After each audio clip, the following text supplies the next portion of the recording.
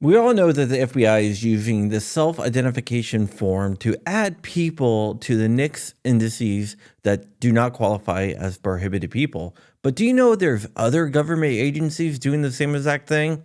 Let's talk about it.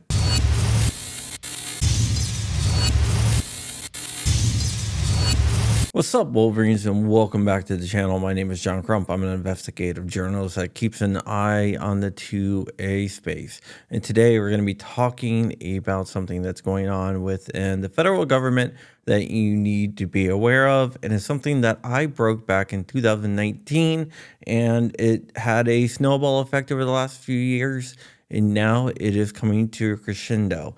So it is the NICS self-identification form. Basically, what this form does, it allows you to add yourself to the NICS database, even if you are not prohibited. You can add yourself for a couple different reasons. One, that you are mentally unable to control your own self in your life. Basically, you cannot enter into contracts, even though you enter into this contract with the federal government saying that you don't have gun rights for the rest of your life, or you can mark that you are a danger to yourself or others.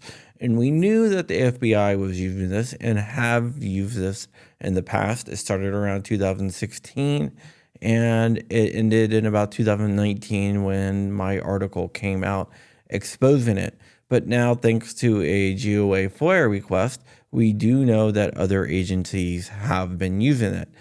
Particularly, the Secret Service has been using this, and we have documented evidence of this in the FOIA request. I will be linking all the documents below so you can review it for yourself and you can actually dig into it, because there are other stories there that have not been uncovered. And you can become a citizen journalist by exposing those stories. It's always best to have multiple sets of eyes on things so things are not missed. But the Secret Service has definitely been using the self-identification form to get people to sign it. And it brings up a question. Have they been using coercion or pressure to sign it? For example, if they go to you and say, we're going to arrest you unless you sign this form, is that happening? And the answer is we do not know, because when they send the request over, they send the request over with that only in a case number. So I guess the FBI can go back and look at that case number and figure out what is going on. We can't do that because they do something what's called a GLOMAR, which is legal investigations are exempt from FOIA requests, so we can't see what exactly happened. But I'm pretty sure there was some coercion going on, but that is just what I think. Another agency that's been using these forms are the Social Security Administration. The SSA has definitely been using these forms. We know that because on November 4th, 2016, email was sent and the FBI provided the forms to the Social Security Administration and the U.S. Secret Service. So think about this. The Social Security Administration is the organization that controls the purse strings for every disabled person and elderly person in the country.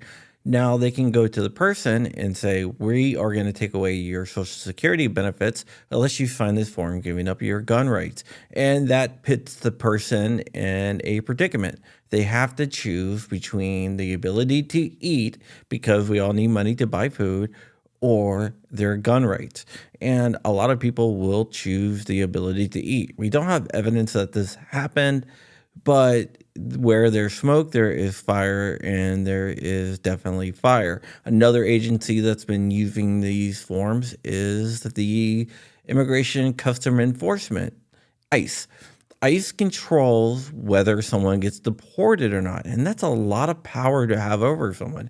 They can say, hey, we're going to deport you unless you sign this form, which is very, very scary.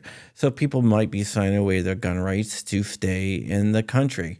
And this is only the tip of the iceberg. I am sure that there is other government agencies that are using these forms, but right now we don't know.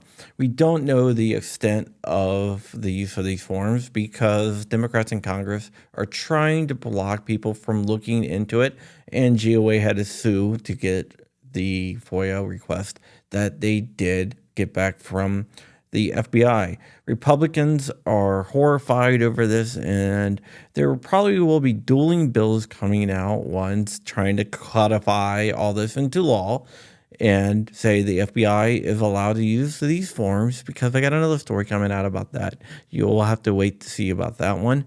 And Republicans are probably going to introduce a bill trying to get the FBI to delete all the people in the NICS indices that were added because of these forms. Who will win? I don't really know, but we'll find out. I just wanted to bring this up to you guys to make you guys aware. I am linking all the documents below, so please, please, please dig into those documents, try to find information, and if you do, put it out there, write a blog, make a video, whatever. If you don't want to do that, send it to me if you find something interesting, and I will make sure it gets out there.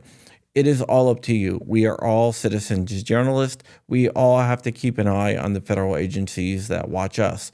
Who is watching the watchers? And the answer should be us. All right, guys, if you like my content, like, comment, and subscribe. It actually helps out more than you will know.